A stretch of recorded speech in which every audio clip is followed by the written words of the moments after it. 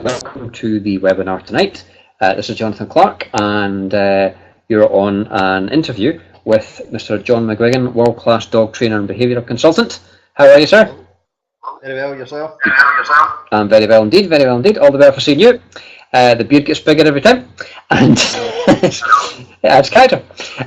So, to make sure we don't have any disruptions, I've muted everybody else apart from ourselves, so it's just you and I that can speak. If you're watching this right now, I'd like you to grab a pen and paper, because there's probably going to be some notes that you want to capture during this webinar, or any insights that you get, because this man always shares gold. This is probably going to be, what, about 90 minutes, an hour? What do you think? I don't know. I think an hour at the max. Okay, good stuff, good chunk. All right, so if you're on the call right now, on the webinar, make sure you're here all the way through, because you will get some very valuable information. Tonight we're going to be talking about the subject of nuisance barking. Nuisance barking. So doggy is barking at all the wrong times, all the wrong things. Yeah. So it's only nuisance barking for the owner, it's not nuisance barking for the dog. Oh, that's a critical distinction. We're only about a minute in. I love it. I love it. Yeah, nuisance according to whom? Exactly. Okay, brilliant. So, as ever, we are on these webinars with a view to helping you have what the owner would call an obedient and reliable, trustworthy pet. But as we've established over the time that we've been doing these webinars, it's very much a symbiotic relationship, and sometimes it's just about as much training the human as it is training the animal. So, yeah. Fabulous. So lead us into the topic of why does this come up? How often does this come up, and why is it such a big deal? Okay, it comes up fairly often. When we did our survey asking what the kind of top 5 or 6 problems where nuisance barking was within those top 5. So I would generally describe it from what my clients are telling me as bark, just as you said, they're barking at inappropriate moments or times, and then continuing to bark at that amount of time for, so continuing to bark rather than just barking and then stopping. Okay. It is, yeah, and it's fairly common. Right, so in your average daily diary full of appointments, you're going to get, what, in the average week? Maybe, I would say that for this as a loan, I would maybe get 2 or 3 a week, or 3 or 4 a fortnight, but it also comes up as a symptom of other stuff. So the aggression or aggression and reactivity that we're going to talk about next time, barking, nuisance barking, very often becomes an element of that, is an element of that. What we're going to talk about this evening is just barking that annoys us for kind of no apparent reason. So barking at the window, barking at the television, barking at other dogs, barking to get attention, barking at the door and not stopping, those types of things.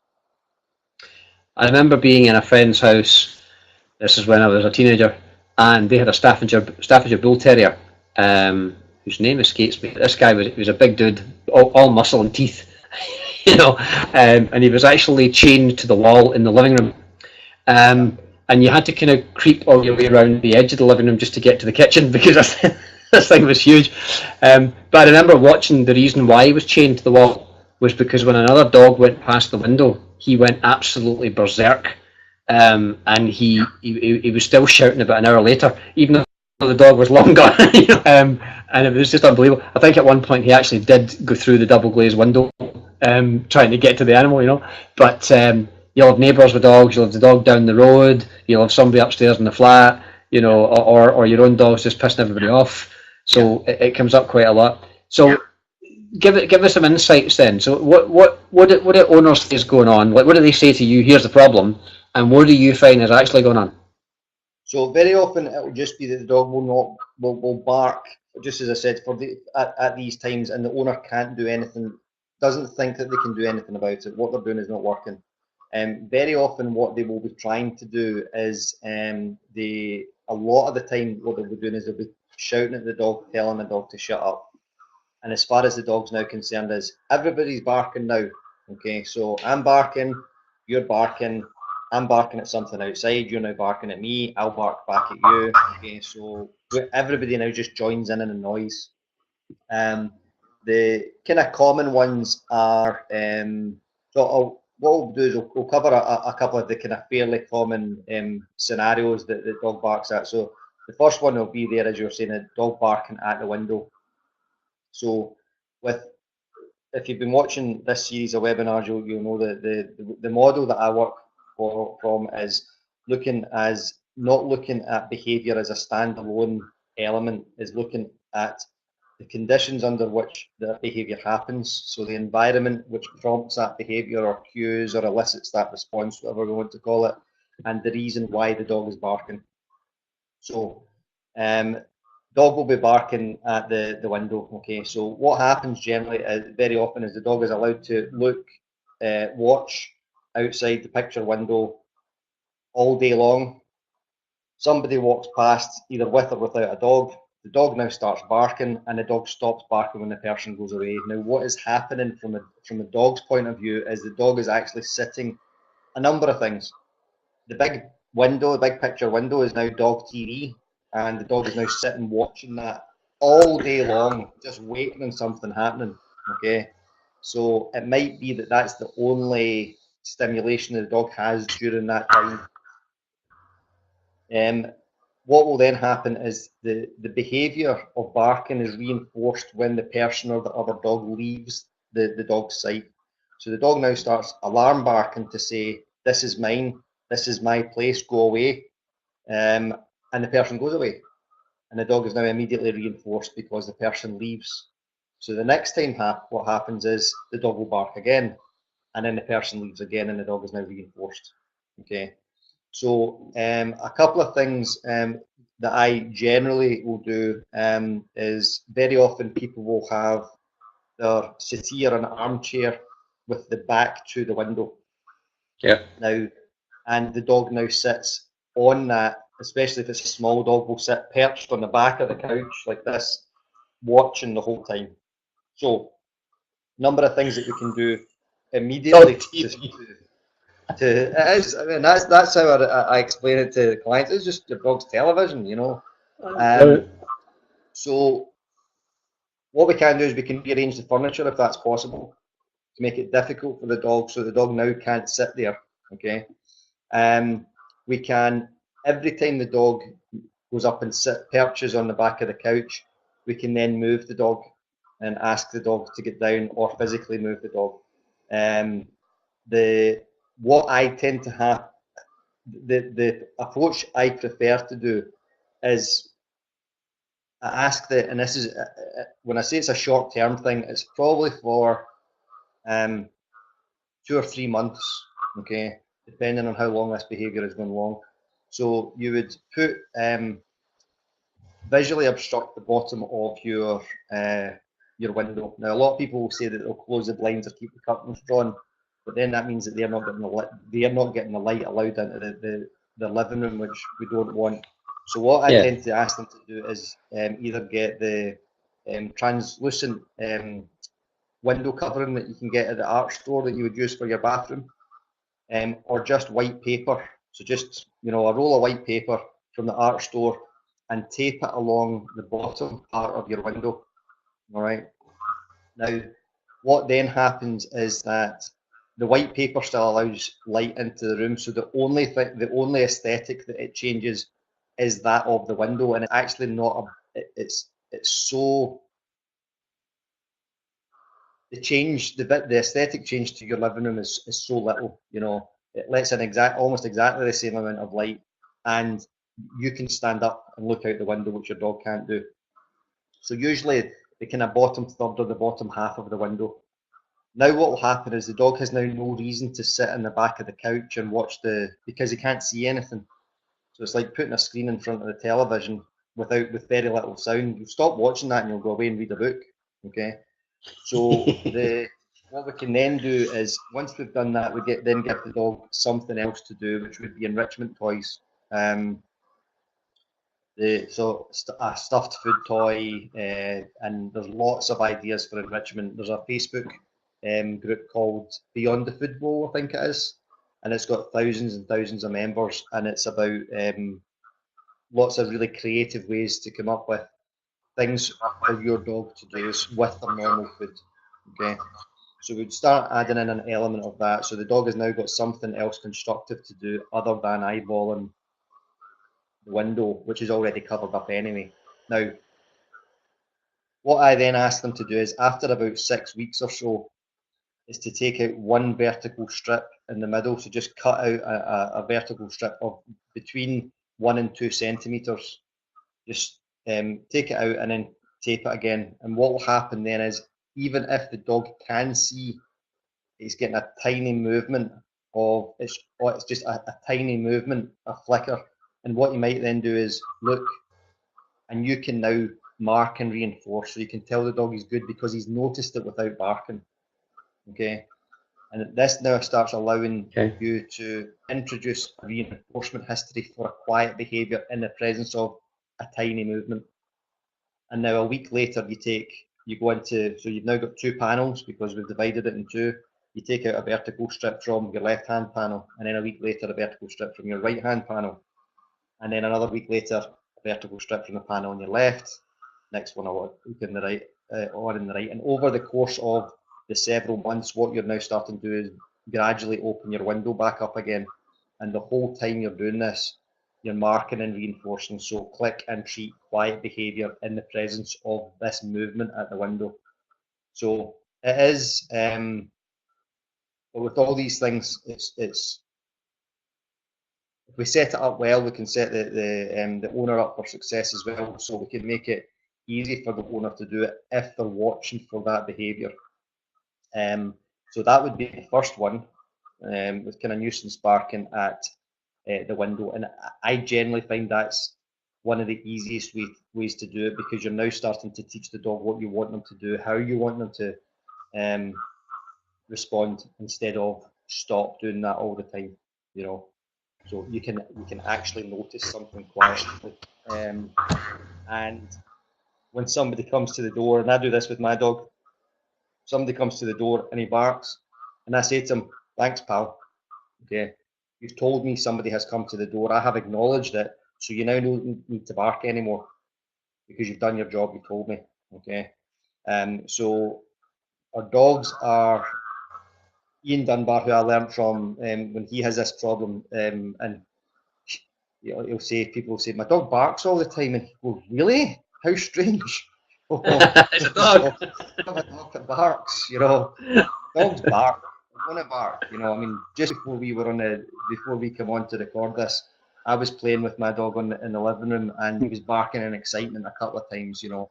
And if I don't want that, I would start reinforcing quieter behaviours. But it's not such a big deal, you know.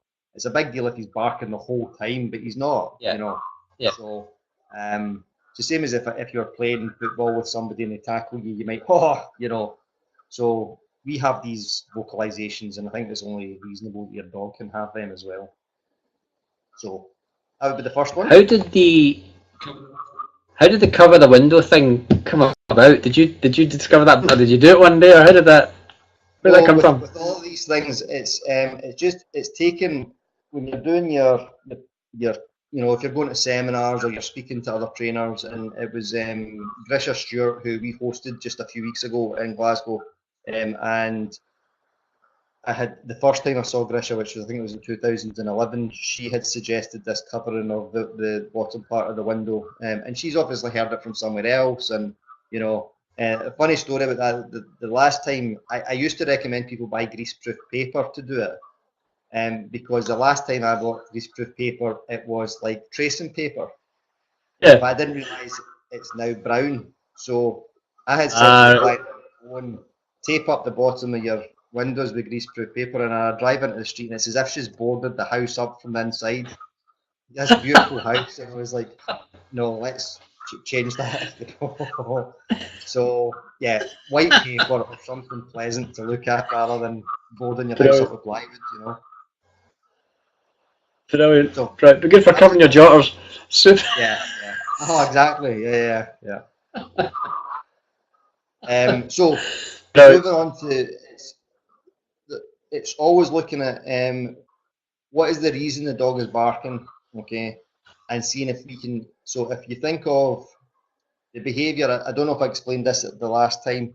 If we think of the behaviour as the vehicle and the reason why the dog is doing it, or the being, whether it's us or dog, the reason why they're doing that, what they're trying to achieve by doing that behaviour as the destination. Okay, so what we're really looking to do is examine what destination the dog is trying to get to, and then see, can we put the dog in a different vehicle to do that. So an example of that is, I've got a woman who I've seen her in a park for, I think her dog's maybe 3 years old, and I spoke to her a few weeks ago. So what she does in the morning is, she's got a cockapoo, and she will walk around the park with her friends. They now stop and talk. And what will happen is the dog will run up, drop the ball at her feet, and then bark at her until she picks the ball up with the ball chucker and throws it. So what happens is that the dog runs forward, throws the ball at her, and then barks. She will then, because the barking bothers her, she then picks up the ball and throws the ball for the dog, because that gives her quietness in order to carry on the conversation. So, but if and I've watched her doing this, if she's engrossed in the conversation, she can actually start tuning the dog out. So the dog will stand there for 30, 40, 50 seconds, and then she picks the ball up and throws it. So what she's actually teaching the dog to do by doing this is just keep barking at me, because eventually I'll throw the ball. Okay. So what I said to her was, I passed her and I gave her a clicker, and I said to her, what I want you to do is, when you're talking and she drops it at your feet, immediately press that clicker, pick up the ball and throw it for her. The next time she comes back in and you see her coming back in, pause your conversation, pick up the ball, see if you can get 2 seconds of quiet behaviour, click that, and then throw the ball. Okay. So what you're now saying to the dog is, if rather than barking for these increased periods of time for the ball, now be quiet for these increased periods of time and you will get the ball. So basically, sit politely and you will get the ball. So what we've got there is the barking and the quietness are the 2 different vehicles, and the destination is the chase of the ball. And you can, if you're savvy enough about this, you can replace these very, very, very quickly. The only thing that we don't want to do is do them both. So when you start on one, taking the dog away from one vehicle, we basically try and do everything we can so that they don't get back into that vehicle, And I don't know if I've just said this because I've been thinking in my head while I was saying it, but it's worthwhile repeating. The quietness doesn't bother her, which is why she doesn't act on the quietness. The barking does bother her, and that's why she acts on the barking. Yeah. So we're looking at our behaviour as well as the dog's. It's exactly the same as with the dog barking at the window. The dog will sit there all day long, quietly watching the world go by, and the only time we interact with them is when they're noisy, and we really want to be flipping that round, So That's yeah. And as ever, what I like about your style and your approach is, it's number one, having the awareness. First of all, being aware, open your eyes, pay attention, look what's going on. Number two, take into account the needs of the dog.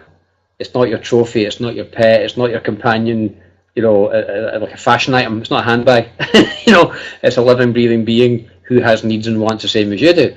And there's a relationship. Number three, there's a relationship going on between you at any one moment in time. And I think number four, again, a recurring theme here in all your work, is there's already an established neurological pathway that animal goes down, and what you're trying to do is get it to switch to this other track and go that way instead, and both get reinforced or diminished all the time. So it's the same as human beings, it's basic behavioural psychology. So it's fascinating. It's exactly the same. Yeah, we are dogs. So I love it. So tell me about this first video. Tell me about the beagle. So in fact, I think this is Alfie, I was at school with Angela, and she got in touch with me. So our little dog, I think this is a Cavalier, Jonathan. There we go, Alfie, and he barks at the vision. So we'll now we click that, good, and throw your treat down this. Okay. Watch it. I'll press Don't play. watch the full thing. We'll watch on the first and then I'll explain what we're doing. Lovely. Okay, I have pressed play, but it's not playing. Let's try that again.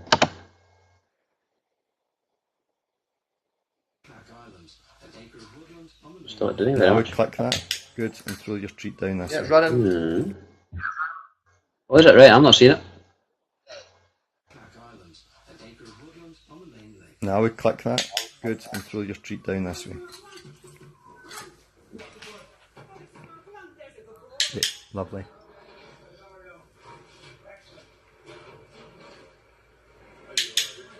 Wonderful. Okay, if you want to pause that. Try now. the count of 2 this time. Okay. Okay. So, Alfie barks at animals on television, and that's fairly common as well. Okay, so, and I actually think this has only come to light in probably the last 10 years or so, because with LCD television, LCDs and plasma televisions, the dog can actually see that picture clearly. Whereas with the big tube televisions we had before, the dog couldn't see that as well. Okay. So I think now, and there's not a huge amount of research on this, okay, but I've spoken to trainers that have been around for a long time, and they would maybe get the dog reacting to the sound of an animal on television, but certainly not to the sight of it. So I think with the with the plasma and LCDs, it's as clear as the dog sees it, as the dog sees the world. Okay. So what little Alfie was doing was, anytime an animal would come on, he would just immediately start barking. Okay. So what we started doing with him was, we put the television on it. Anytime he glanced at the television, this is without animals, just people on it or whatever. Anytime he glanced at the television, while being quiet, we clicked and we treated. Okay, so we clicked and we put a treat down. Now, if you see in the video, the way that I place the treat is, or so the way Angela places the treat is, she places the treat so that he turns his back on the television, so that when he takes the treat, he's actually walking back towards the TV, so he gets another shot at looking at it. So this is not, we're actually teaching him to watch the television quietly or ignore the television. We're not trying to teach him not to look at the television. Okay, so there is a difference. So where we place that treat sets us up for him coming back in and getting another look at the television again. So he looks at the TV, click, put the treat down. He looks at TV again, click, put the treat down. Now, what is with him, because we're talking about that destination of the behaviour, so the function of the behaviour, what he's trying to achieve, it might just be excitement with him, but with Alfie on the television, chasing away the animals, being excited because the animals are there. Oh, so because I can't identify the function, I have to do a different approach. And what I'm saying is, I will replace that behaviour with another behaviour with a different destination, but that destination is probably worth the while going through anyway, which is using this. Okay. So click and treat, click and treat. He sees an animal on the television, looks at that, click and treat. And then we do that repeatedly until we see, and you hear me saying to Angela here, see if you can get to the count of 2. So can he look at that television for 2 seconds while remaining quiet?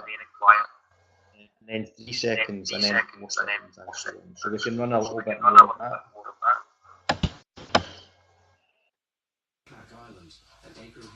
So starting again. Now we click He that. glances at the Good. TV. Treat down this way. Put the treat down. Goes back. Looks at TV. Yeah, lovely. Click. And Wonderful. we're starting to watch the Try the count of 2 this time. 1, 2, click. Lovely. And click first and then move your hand, okay? 1, 2. Lovely. So we've now put, this is Animal Planet, so there's monkeys coming in and out of this screen as we're watching this. Now. And what we're looking to do here is trying to get in while he's still quiet. Yeah, that's okay. Right, now just put your foot down. Good, click there. Lovely. Okay, and if we pause that there a second. Okay. So what happens with this is, People will now say you're starting to give that dog a teeth for barking. But the click, it's the timing of the click that's important rather than the timing of the delivery of the food. So we've actually clicked at the right point there, and then he started barking. The contract that we have when we're clicker training is if I press the clicker, the next thing that's going to happen from me is I'll put a piece of food down, or I'll give you your ball or whatever the reinforcer that we're using. The way clicker training works is the timing of the click, if we keep being successful at doing that, is the thing that's salient, that's what's relevant to the dog. And I've spoken to Angela since this, and she says that she's now getting to the stage she can watch him on TV, and he sits and he's lap and watches, and she's now not having to use food so much anymore. They just sit and pet him, so we can replace that. We can watch another little bit of that. We'll shut up this time. Now we click that, good, and throw your treat down this way. Yeah, lovely.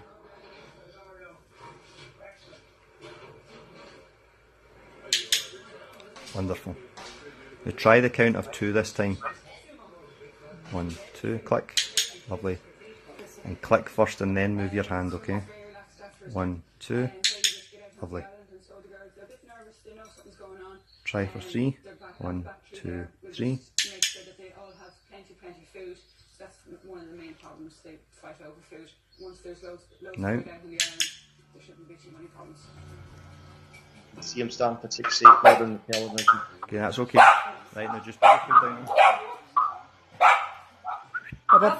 Happy. Good, click there. Lovely. That's fine, you click it, put your feet down. Okay, it's okay, that's fine. Click. Right, now that's time. So he's going to take this treat, okay? Click, put the treat down. It's okay, you're doing fine. It's okay, it's alright. Stop shouting at him. Increase the rate of reinforcement here because he's struggling. Click, and we actually give him a break Put here. your treat down. Okay, click. Right, throw the treat towards him so you can see it. Click. Lovely. Okay, so we give him a break and then we try again a few minutes later.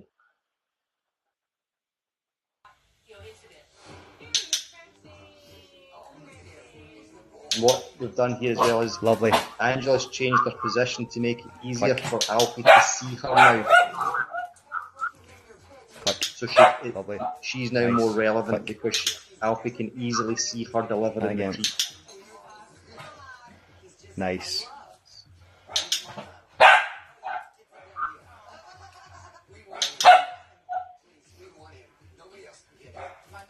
Okay. Click. Look for it and throw the treat. Lovely. Click. Throw the treat. What we're looking to do here is to get him more Just drop interested your feet in what this time. Angela's doing than what's on the television. But he's well practiced at this. Nice, He's had 3 Angela. months Really of nice. practice at barking at the television, and he's only had 20 reinforcements of, so, Wonderful. Last one, okay? Nice. okay. So that's your set there. So that just and then I'll talk about this in a second. Holding cases in, put the 2 our travelling box and one is in together. Nice. 2 doors and hopefully he'll just run into So we've gone back to what we were before. First set was too difficult, so we got some practice in making it easier. Lovely, And Angela. we've now Angela's now sitting back down, and we're doing now back to sitting down and delivering the food here. so hopefully everything will go okay.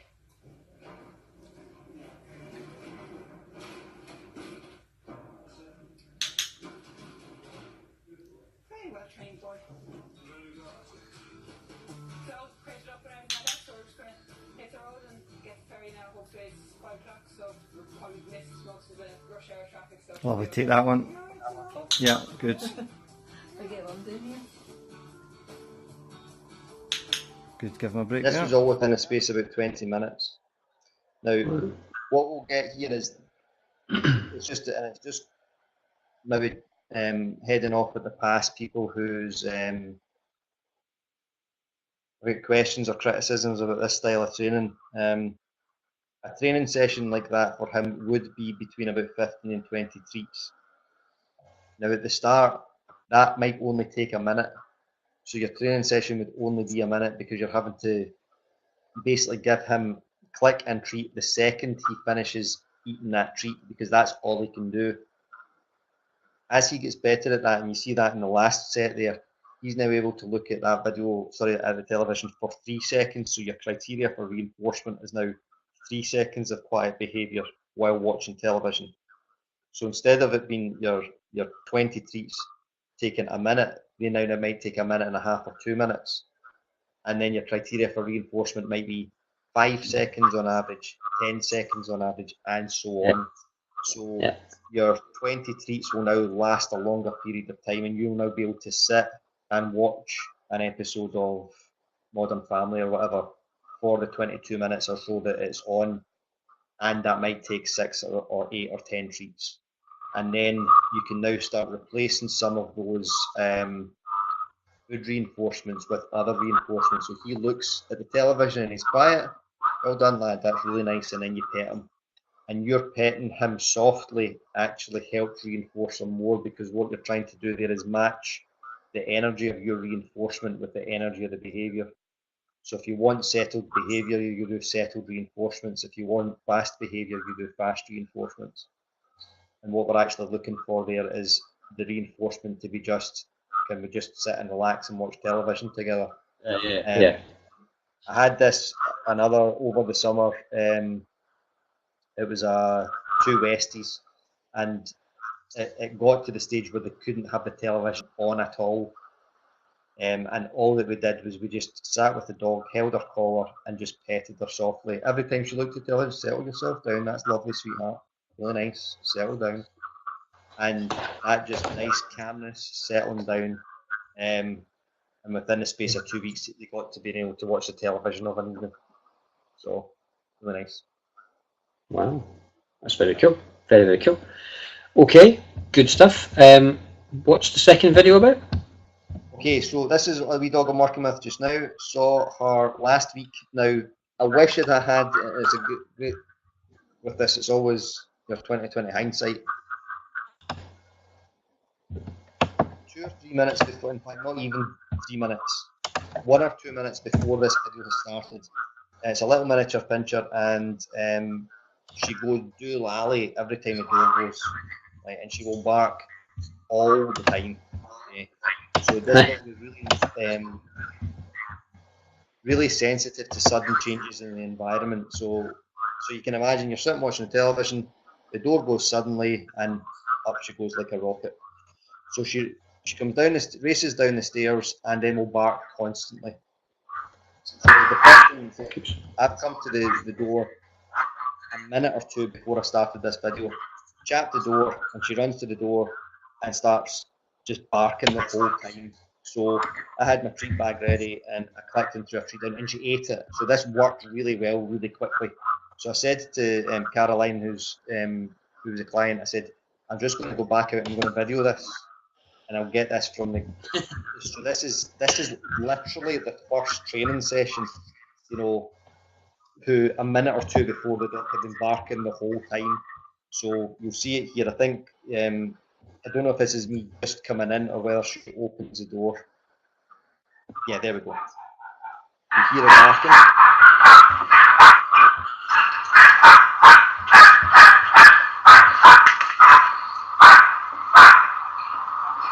And I'm clicking the gap between the bark.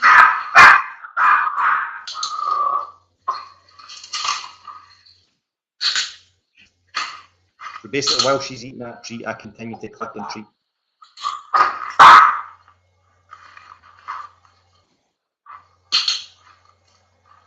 We're fortunate with this dog is really food motivated. I'm basically clicking at a time and not giving her an opportunity to bark. So while she's eating, that's quiet behaviour, and I can mark and reinforce that.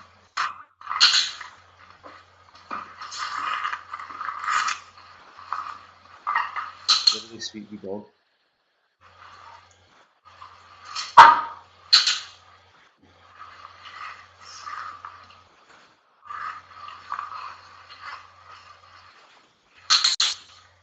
all of a sudden I'm my best pal.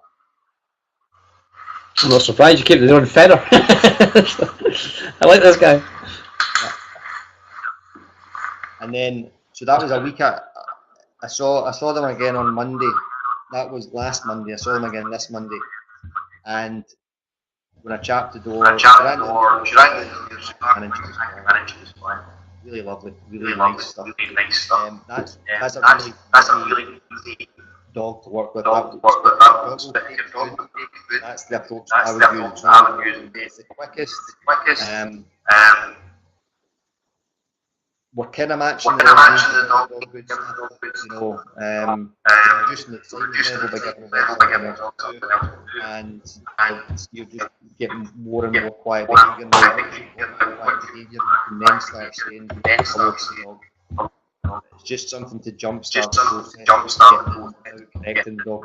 So we don't need to use, spraying in the face with a water pistol, using an antibacterial, citronella. It's just a really lovely. Now you use a phrase. Yeah, you used a phrase there that I want to jump on. You said dogs really food motivated. Yeah. Does that mean there are other major motivators that dogs have? So what will happen is all dogs are food motivated. They're alive. Okay. Right. So if we aren't food motivated, we're dead. Other things get in the way of that. So with a dog, a different dog from Nelly, the miniature pincher, she might be so wound up, so excited, so frightened in that scenario that she can't. So the reinforcer or the best definition to get to safety or calmness help there. So very often what happens, dogs like that is they actually keep going out. They just won't take food at all. They're just so wired, so high up. Logan, my dog, I got him in December. He was so. Let's see the right word to pick. Interested and engaged in the outside world. It took him 3 months before he was calm enough to take it while he was outside. So he was just so wound up. Now I don't know what the emotion is. It could be anxiety, it could be excitement. I don't know. Basically, so emotional that he wouldn't take food. And it took 3 months of doing lots of calm behaviour, trying to meet his needs in other ways. He was then able to walk outside the door and take food from me. And that's I don't want to say it's not problem behaviour. That's not uncommon.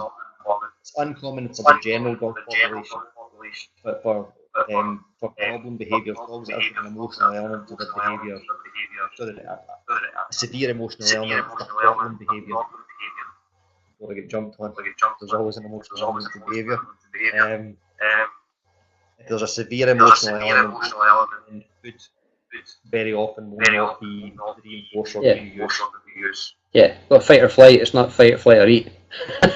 You know, so and are you able to kind of diagnose that rapidly when you first meet a dog? If I will offer the dog food. If the dog takes the food from me, good, the food's in.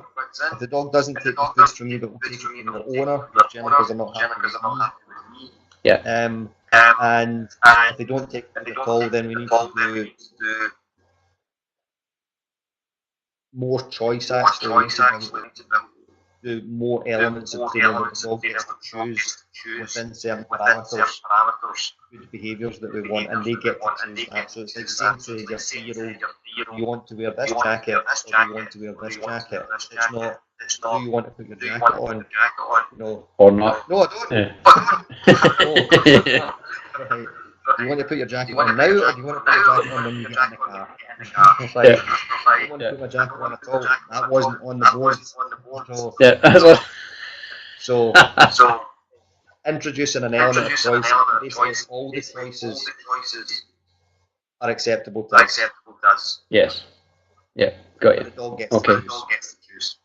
And again, it's remarkable and really encouraging to see how quickly the behaviour can be amended. You know, it's how often had you met that dog before? Is that the second time? The miniature, the pincher there. Yeah. That was the first session. I had literally walked through the door. I'd chatted to the door the first time, 2 minutes before I started the dog. And when I saw his reaction, saw how quickly he responded to what I was doing, I was like to Caroline, I'm going to go back out and we're going to get some video of this. That's too good. So I had just arrived 2 minutes before. It's a Kodak moment. Okay, so tell us what we're going to see in the third and last video. So this is Milo. Milo's a dog who we were let's see how. He has multiple motivations for some of the issues. He's not confident. He's not social. And they've just had him. The client had him X-rayed at the vet. He's actually got a problem with his back as well. So I think so. There's a good chance that he's in pain a lot of the time as well. So the fact that he's not comfortable in his environment and not social with other dogs, if the other dog comes in at that point, he will then, if the other dog comes in quickly and he has to move quickly, he's going to hurt himself, which is then compounding the fact that he doesn't like dogs so much. So what we've done with this dog is this again. Now, although the three videos that we've shown tonight, this is the third one. It's the same technique that we're using, but we're using it for different reasons. You know, so the first two reasons are actually quite similar, but the third reason we're using the food to try and again jumpstart the process and interrupting a bad behaviour. He is, although that it's nuisance barking, it's a symptom of some other underlying problems that we've got with this dog. He is so reactive that at 100 yards away from another dog, he would be pulling at the end of the rearing up and barking the whole time he saw a dog until the dog left. All right, so at that distance, we're actually, if you go any further away from that, you probably can't see the dog that well, you know. So it's a big distance to be using, which means that we're then limited in some of the approaches that we use because you can't use some of the stuff that you would ordinarily use. And I did exactly the same thing as well. I started marking and reinforcing, so clicking and treating any CAM behaviour that I wanted, or any behaviour which was less than the worst behaviour. Yeah. You know, so if I think we might have mentioned, I used this analogy in a previous video. If his worst behaviour is level 20 of a 20-storey building, I will click and treat level 19 and below. Okay. Yeah. Now, so what will then happen is over the course of a couple of weeks, 19 now becomes the worst behaviour. So you'll now reinforce 18 and below, and then we just keep chipping away at it. Okay. Oh. So what we've done with this dog, this little dog, is I actually had to exist. So pretty much the same as we've done with Lily, the miniature pincher. Okay. Yeah. People will say the dog barks the entire time, and yeah, they do, but they have to take a breath. And if they're taking a breath, it means I can click that. Okay, so that might be that inhalation. That might be the only quiet behaviour you can get. But if your timing's good enough, you can now get in again, and then you can click and treat again while they're eating that treat. Okay, because they're now still quiet. So again, it's that splitting the path that we talked about there. So that's the old behaviour, and you're trying to get them at this point here and then take them on a new road. So this is just a minute and... Okay, second T looks at that. That dog. Okay, now feed him to his mouth this time. Okay, to his mouth, good, again. And again. Slowly move round so you get your back to the path. Good. Treat there. Good. And again. Good. Again. Stand still. Lovely. Good. Now just wait. Nice.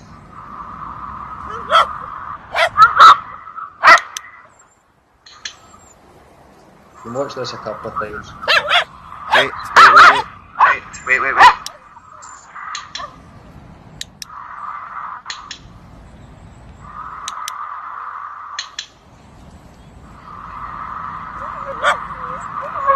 Nice. Good. Slowly start walking towards me. Lovely. Just give him a couple of treats there and walk off. Yep. There we go. And then walk towards me. Keep going. Keep coming. Nice. Lovely. Okay. So now going on this, so we do I do a monthly workshop, and we had one last month where so it's a workshop, a tutorial. So it's without your dogs, and people will come and we basically go through stuff like that and break that down. Now that video there's 1 minute and 17 seconds long, and we used that as one of our studies, and we talked about that for 15 or 20 minutes about all the elements that's going on there. Okay. Yeah. Now when you listen to that, I always think sometimes when I watch some of my videos back that I could be softer in my approach with the clients, but there's so much happening, and I'm trying to train them, teach them how to train their dog while it's happening to stop it going wrong, which is why sometimes I come across as being a little bit sharp.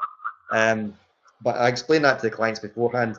If I'm barking at you and barking instructions at you, it's not because I'm shouting at you, it's because there's stuff Speed there. is of the essence. Yeah, timing. Yeah, speed and timing. Yeah, and you also see there as well the amount of skill that takes from Pamela there, because she has to listen to me, watch what's going on with the dog, and then try and process and understand it all at the same time. Okay, which is why video is important, because you can now watch this back over and over and over again and then understand it.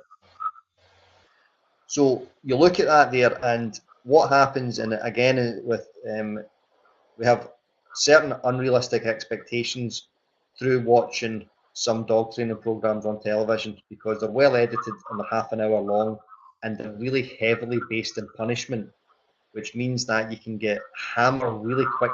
You can hammer the dog and get really quick results really quickly. An end behaviour or lack of end behaviour that you like really quickly, because let's not talk about say it's a good result. Okay, it's not good for the dog. So what happens there is that we now sit there and people will say, but this dog trainer on television can get the dog to be quiet in 20 minutes. I say, see if I'm batting you senseless, I could get you to be quiet within 20 minutes as well, right? And I've been flippant about that, right? And it's not that he's battering a dog senseless, but he's really heavy-handed with them. Or you see this in these TV shows. So you see him a And couple of times. He's building resentment for later on. Yeah, absolutely. It's going to pop back up later on, okay? Or it'll just be so suppressed that the dog will just shut down and not do anything, which means when you go try and train them to do cool stuff, they won't do it because they'll have them doing anything. Just like humans. Yeah. You batter them hard, they'll shut down, Yeah. So you see a couple of times in the video, he moves towards that dog and starts barking. And she just calls him back in, tries to get some quiet behaviour, and then marks and reinforces. And then there's I'll point it out the next time we watch this, there's a time there where he looks at her and barks, and we mark and reinforce that. The intensity of the bark is lower. He's barking, he's not barking at her, he is looking at her and barking. He's barking because there's dogs in the environment, and that's what he does when there's dogs in the environment. So, but he's looking at her. Cool, right? We can get rid of the barking later on, okay? That's horrible for that dog, and that dog he's probably been one of the most enjoyable and successful cases I've had this year, because he was so extreme when we first started. And that was, and again with that dog, I think that was between the first session and that session there was 3 weeks, I think. So, but Pamela, every time she goes out the door, she's got a clicker, she's got a bag of treats, she's watching the environment, so we can get, it's not that positive training isn't as quick, it's that as a society, we are not as skilled in doing this stuff as we are with punishment.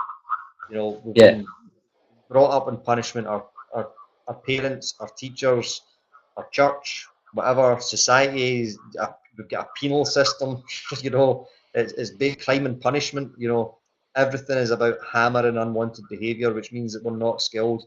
And then what happens, and you'll know this from yourself, when you start paying people compliments, you start going, "What's your game?" Because they think that you know, we're just not used to receiving compliments. You know, so we're not used to receiving reinforcement because we're just positive reinforcement because we're just not skilled at it.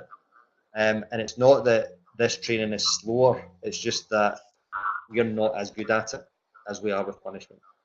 We can watch it, we'll watch it one more time.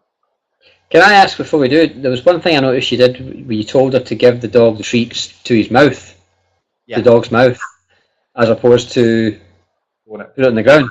What was that's a wee distinction, what was that about?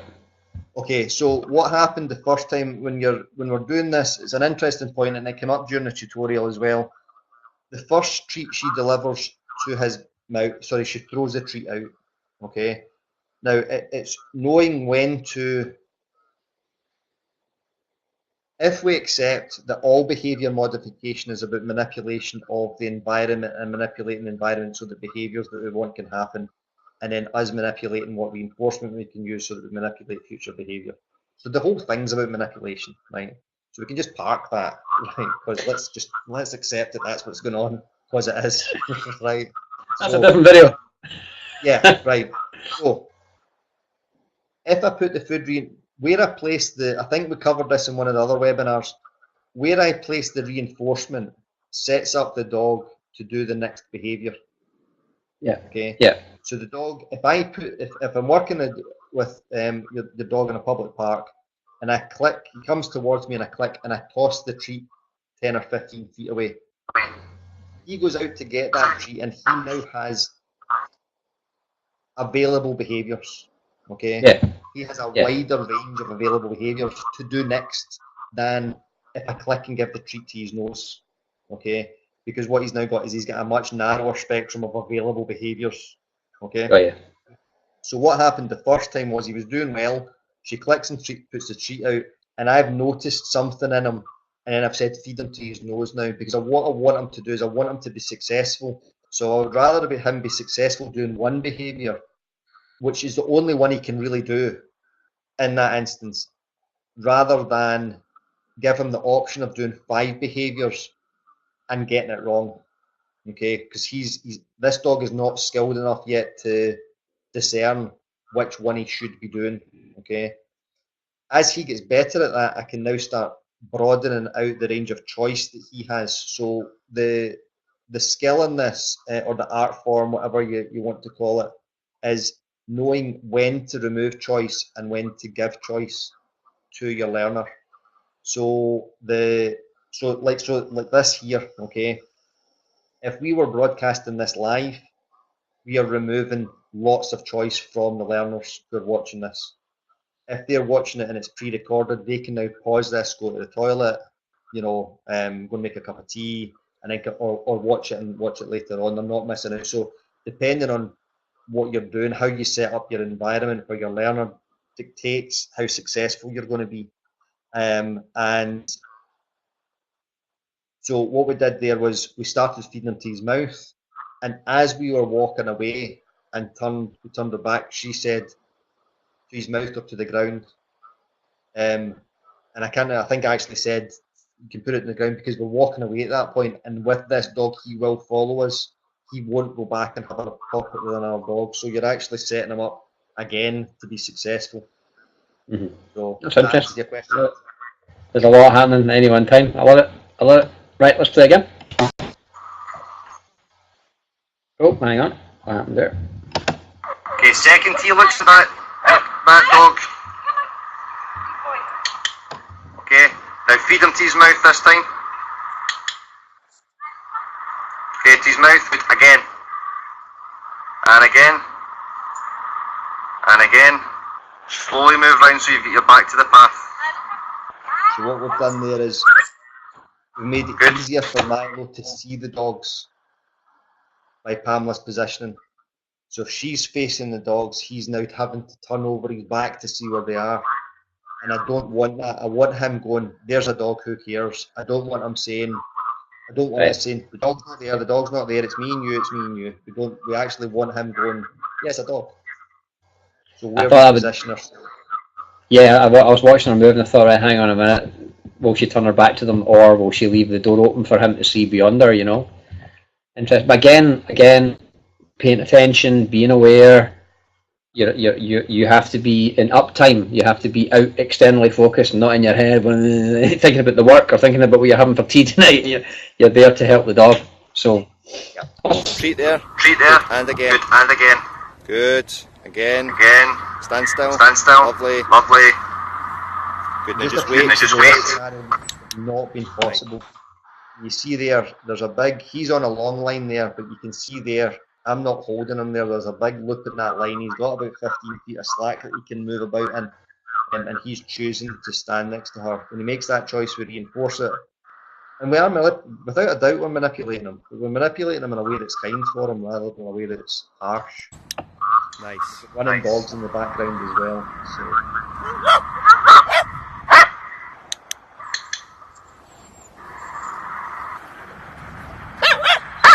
Wait. I'm just asking her to wait just for a little bit more. And I now start clicking, so she can feed at any time. I'm starting to click and mark. Good. Slowly start walking towards me. Lovely. Just give him a couple of treats there and walk off. Yep. Yep. There we go. There we go. Then walk towards me. Keep going. Keep going. Keep going. Nice. Nice. Lovely. Really cool. Really lovely. interesting. That is interesting. Awesome. Okay. So, dogs barking and it's driving you nuts. There's a lot you can do. Yeah. As long as you're aware of what yeah, Really when you go, simple strategies as well. You know what we're doing. yeah, it's not difficult. But again, you make it look easy. So, but yeah, there's things that people can do on their own, and obviously if they need your help, you know, you're available to do that.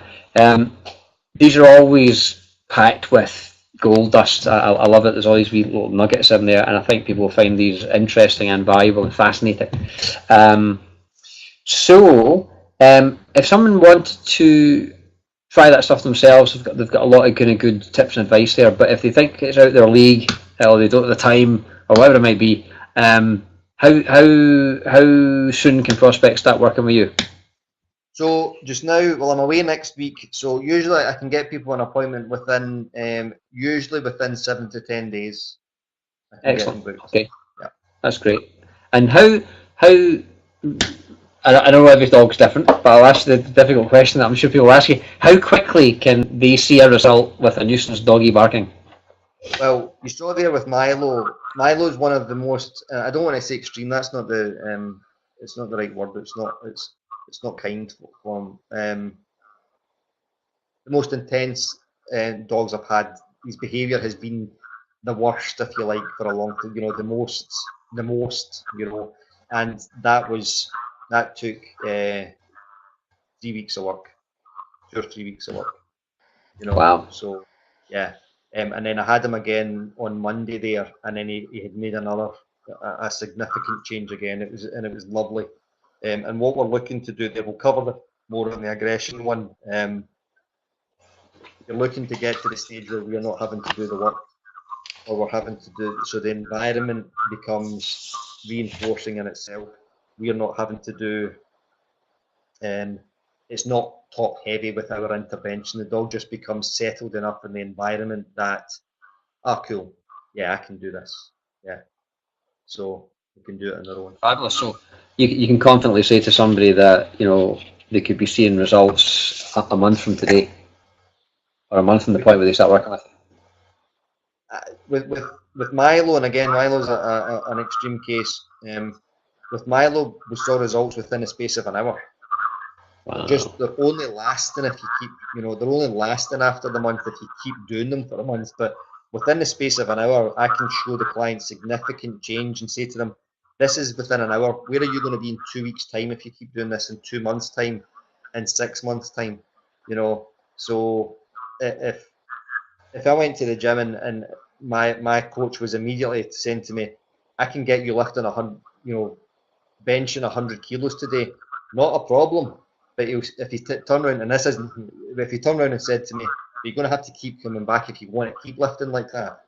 You know, so we can get very good results really, really, really quickly. It's just whether they last or not depends on that depth of reinforcement history. And if you love your dog, care about your doggy, then why wouldn't you? You know. Excellent. So fantastic. So if somebody wants to get in touch with you, they've been suitably inspired and they'd love to get you in on their individual case, what's the best way for them to contact you? So we've got my website's best. So glasgowdogtrainer.co.uk. There's a email form on my website, and that's the best way to get to me. My email is info@glasgowdogtrainer.co.uk, and also my Facebook as well. And there's lots of videos on Facebook, lots of content, and YouTube. Got a YouTube channel, and I've also got a WordPress, which you can access all that stuff is available through my website. The buttons are all on the homepage, and it'll take you directly to them all. Fabulous. Well, listen, I've thoroughly enjoyed it. I always enjoy talking to you, and every time I do, I come away. I wish I had a dog now. I grew up with 3. I don't have any now, but I might get one just to practice with. But no, gold dust as usual, and we'll be doing one more webinar in the series. Do we know what the next presenting problem is going to be that we're going to be talking about? We're going to touch on aggression, and with that, when I say I'm going to, it will be touching the surface, because I do a weekend presentation on aggression, you know, so which is 14 hours worth, and that is only touching on it. So we're really just kind of landing on the top of the iceberg, let alone getting any further down than that. So it will just be the aggression one, or aggression and reactivity. It will just be things to think about, so that we can that you can make it easier for your dog. But the aggression's a massive topic, massive. Sure. Well, we'll do our best to get the salient points in, and as ever, it's all about the welfare of the animal and having a nice relationship with your doggy. You know, because that's what it's all about. You know, like you say, he or she doesn't have a choice. He's your slave. You know, and you can either be your welcome guest, or you can be your slave. And I love what you do. Yep. I love the end destination that you have in your behaviours. So, awesome. Thank you, John. And you've got his email address, you've got his website. If you want to pick his brain or bring him in on board for you, then please do so. Thank you for watching this entire call and this entire webinar. And have a nice time, and we'll see you again sometime. Great stuff. Thanks, Jonathan. Take care. See you later on.